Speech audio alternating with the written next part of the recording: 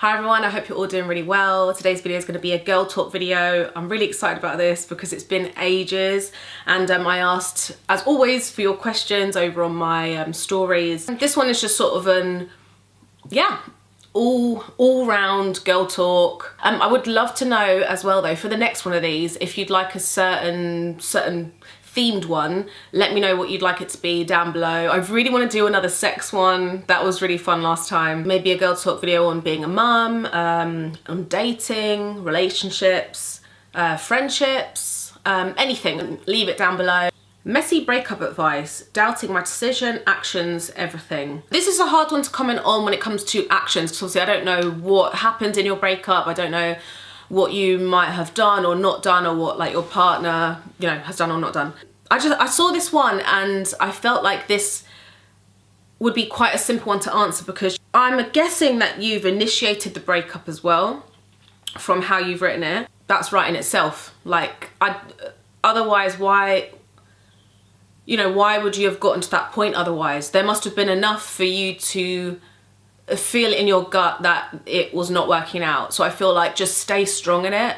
And breakups are horrible, obviously. Like, it just takes time. Do you know what? Also, there's the gut decision of going through with the breakup in itself. But if you remember back, I'm sure there's lots of things, like smaller things, that wore on you over time as well, that led up to deciding to break up with this person. So it's sort of remembering those little things as well. And also, I'm obviously not sure what is going on exactly to make it a messy breakup, but I would just say to cut as many ties with this person as you can, because it will just make your life so much easier without having the reminders and mutual. It's hard when there's mutual friends and things like that, but I would just say to sort of create as much distance between you and this person as possible. Keep busy as well, so you're not, as much as you can, so you're not always thinking about this breakup. Best period products recommendation. I haven't actually tried a moon cup yet. Every single month I use my normal products, and I'm like, oh, next month I'll get a moon cup, I'll try that out, see how it goes. I always forget. Anyway, so I don't have one. I don't have a recommendation when it comes to like literal things we're using for the period, but this water bottle, which I saw Estee Lalonde post this, and it's just been one of those things that I'm like, it's just such a favourite purchase. It's this long water bottle. It's from, what is the brand? Yuyu. I'll link it down below, but I love this because you can literally tie it round you.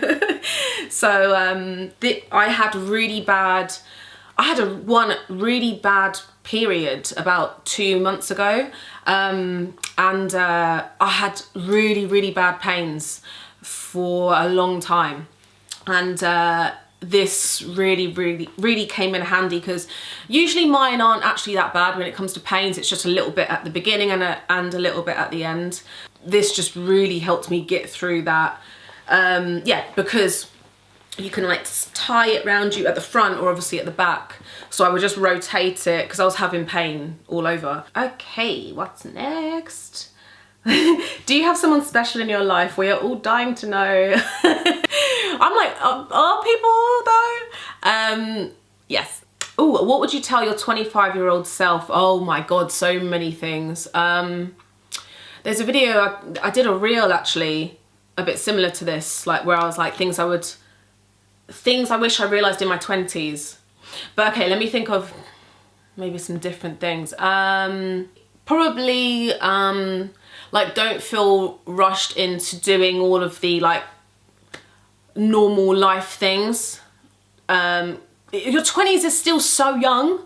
Like, I did a lot of the, like by the book life things in my 20s, like mid-20s, like early 20s, and I think I was just like, oh, this is just what life is. And I'm really glad that I've experienced what I have experienced, because I learned a lot through my 20s. But yeah, I think I would probably say it would be to go and travel everywhere you want to travel to before like making big life decisions. Like obviously I can travel with Indy and things, but it's, you know, obviously a bit harder to, like, I can't really, obviously can't like drop everything and just go and travel. You know, I've got a daughter, like she's in school, you know, and all of that. So I think I would probably tell, you know, early 20s, like go travel, just go do what you want to do. Like you can always come back. I'm still gonna travel, but it is a lot easier when you don't have big responsibilities. This is such a good question. How do you balance logic and heart? That's an amazing question. It's hard to answer this question without some sort of context for it. That's what therapy has helped with, actually, I'd say, the balancing of those two. I feel like I'm someone who can romanticize things quite a lot. So, and it's not that I don't want to, like I like that I'm like that, but sometimes, especially when you're dating as well, it can be good to check in with yourself. With my heart, if I feel like I'm sort of losing myself in something or in someone or something, I need to sometimes not pull back, but like check in with myself and sort of maybe analyze things a little bit and sort of readjust and make sure I'm sort of pouring my heart into the right things sometimes. What do you like most about being a parent to a little girl? Do you know what, this is hard because obviously don't have the, I can't compare it to having a boy. I don't know what that's like. I like that I'm able to teach her that being a woman, a woman in, you know, in the future, doesn't have to have such set boundaries on it. Things like gender roles, expectations, character traits, things like that. And I've seen this happen as well, where people will quieten the girl because she's a girl. Like girls can't be loud, you know, girls can't have certain emotions. I let her be a full person, which I feel like most parents probably are doing these days as well. But anyway, I love letting her express herself fully. I like that I can obviously relate to her in lots of ways as well, and like we will be able to a lot in the future as well. She's only 5, so there's only, you know, there's a certain amount of things at this stage that I can do, and I feel like there will be a lot more to come, like as she gets older and older. Thick or thin brows?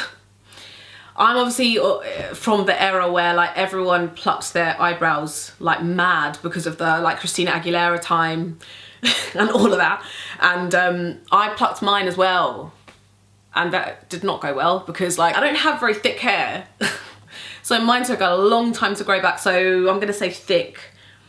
But I've seen some people on TikTok using the filter. There's like this Pamela Anderson filter with the thin brows, and some girls it looks amazing on, and I tried it on me. It does not look good. It makes my forehead look even bigger as well. Like, so anyway, for me it's thicker brows.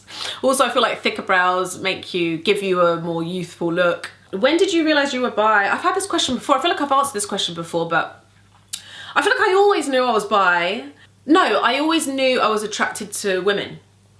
Yeah, so, but the thing is, because that was normal to me, I thought all women were attracted to women. I just thought it was like, oh, all women are attracted to this is back, you know, quite a few years ago now. But I sort of feel like, oh, all women are attracted to women, they just don't like talk about it or whatever. And obviously when I was growing up, it wasn't being bi and being gay, like it was less talked about in general. So obviously as everything has become a lot more open, and I sort of realised a lot of women don't feel like that, and then I was like, oh, okay, that's me. I had lots of questions asking, how are you finding co-parenting? Yeah, nothing's changed really since the last time that I answered this question.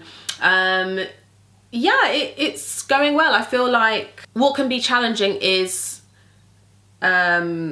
sort of the disciplining and sort of making sure that you're both, making sure that both parents are dealing with behaviour in the same way or like as similarly as possible. So it's just sort of having a really open line of communication for where behaviour is involved, and you know, how she's reacting to things, how she's feeling how, you know, week to week. Yeah, I feel like another big part of co-parenting is listening to the child, to Indy, about how she's feeling about, you know, whatever it is at the time. I think what helps me as well with co-parenting is that for me growing up, I would be mostly with my mum and then partly with my dad growing up as well. So it's like I have an idea of how that feels for her, which I think helps me with co-parenting now. Have a consult with a therapist for the first time today. Any advice for the right fit / first time? First of all, I'm late. I hope it went well. For the right fit? Wow. For the right fit with a therapist, that can just take a little bit of time. Sometimes it's taken a few sessions, maybe like at least 3 sessions where I've been like, it doesn't feel, I don't feel like I'm meshing with this person. In your gut, you need to feel like there's someone that you trust and that you can confide in and that you feel safe with. I think feeling safe with them actually is one of the top things with the therapist. I think they should also feel quite nurturing. It should feel like you're being held by them for that amount of time. Deal breaker. Why did I yell that? They've just put deal breakers. Okay, there could be loads. Deal breakers is something that it's a bit like icks. I feel like they for me, there's probably lots of them, but I can't think of them all at once. A few would be if I get any inkling that they're a misogynist, sexist, racist, really opposing political views, no sense of humour. If your sex drives are incompatible. Loads of you asked me about birth control. What are my thoughts on birth control? And at the moment I have the coil. Usually I'm not someone who's got on very well with the hormonal birth control options. Yeah, they just haven't been for me in the past. And I've tried quite a few different options as well. Yeah, and for me the coil is the one that has just been, it's not caused me any issues. How to attain harmony. I have no idea, but if you figure it out, please let me know. Another one, preferred method of birth control, experiences you can share. I'm trying to figure out what type to get. Do you know what? Maybe I'll do another girl talk just on birth control. Should we do that? And you guys leave any of your questions down below. Sometimes I'm not sure what exactly to get into when it comes to birth control. I could tell you like how each method went for me in the past, but I feel like it's quite long to put into all in this video. Oh, this one, what to do when it just doesn't work with men. I've been there. When I've felt like this, I feel like I've been in the wrong place myself, so I feel like I have been attracting the wrong kinds of men, or like just the wrong people for me. Like, you know, the two of us weren't compatible at that point, and then that sort of kept happening. So it's not necessarily that, you know, it's always the man's fault, even though a lot of the time I can be. And this can happen a lot as well when you're forcing it. Just don't force it. I don't know exactly what you're looking for, if this is it more in a casual sense or if you're looking for a relationship. I'm gonna guess that maybe you're looking for a relationship, then it keeps not working out. So don't force it. Try not to force it. Maybe just keep things casual for a little bit. Listen, I don't know if this is the right advice, but what I would say is either just break it off from men at the moment. Also maybe try women. I'm joking. Maybe don't swing that way. But yeah, break it off with men for a bit. Just take a little break.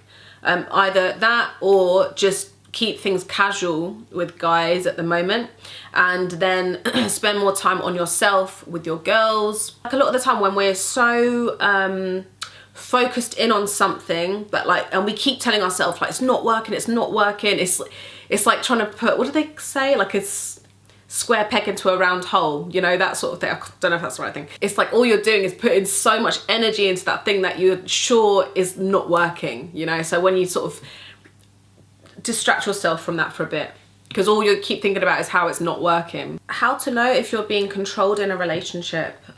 This is a really big one. Like, this is one that I could have a long answer for as well. But when I saw this question, the first thing that came to my mind was if in the relationship you feel like you have to ask it feels like you have to ask them about something. Like if it's going to meet your friends or going out or I don't know, it could be anything, like clothes you're wearing, what you're posting on Instagram. It shouldn't feel like your partner owns you at all. Like you're both your own people. So, and obviously there's some things, you know, where you want to get your partner's opinion on something and it's just out of respect that maybe you're asking something. But if you feel like you have that fear about day-to-day things, or if it's a less common thing like going out, if you have a fear of doing it because of them, that's definitely a red flag.